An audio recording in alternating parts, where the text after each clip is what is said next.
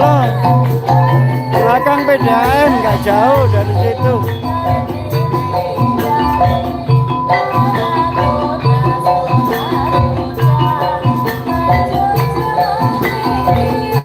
Iya, nggak tahu ya.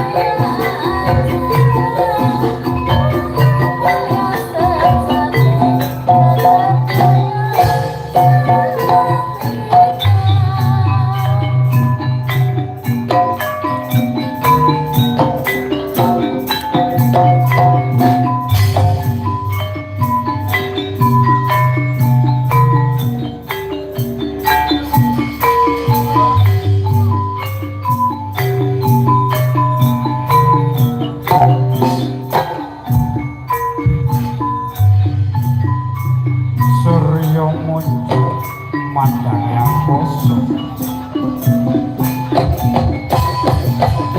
semunar soroti mencorong cumorot kadya darau dawa tetelatan bunut wetan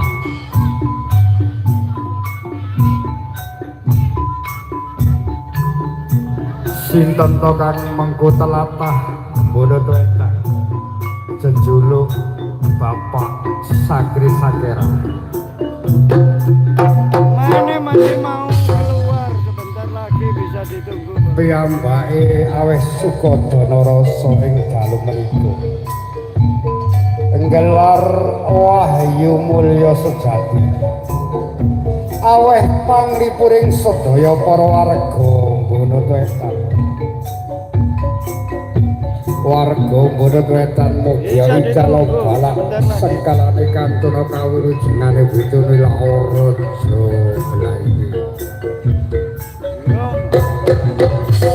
Mugia curiga manjing menyang warangka mugi warangka manjing menyang curiga. Ing dalu menika mugi kerawan wahyu rubung punika rubung Sekar Kencana. Sri temuruna rejeki temelunga blaikan suminggawa blaikan sumingkirya.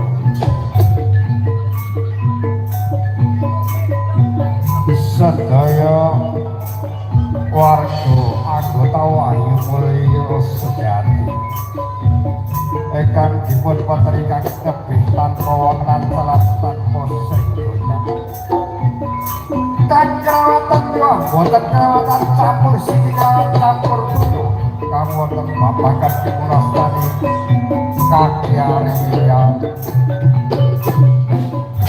kang wonten nama-nama dipurwastani kaki seripet mini seripet sedaya menika ingkang kembanatas koso selamat. Ya cukup geleng-geleng ae Bolo. Ya saking iku mau kamerae tak balik ya ketoke jae. Yo gak ngantuk memang yo.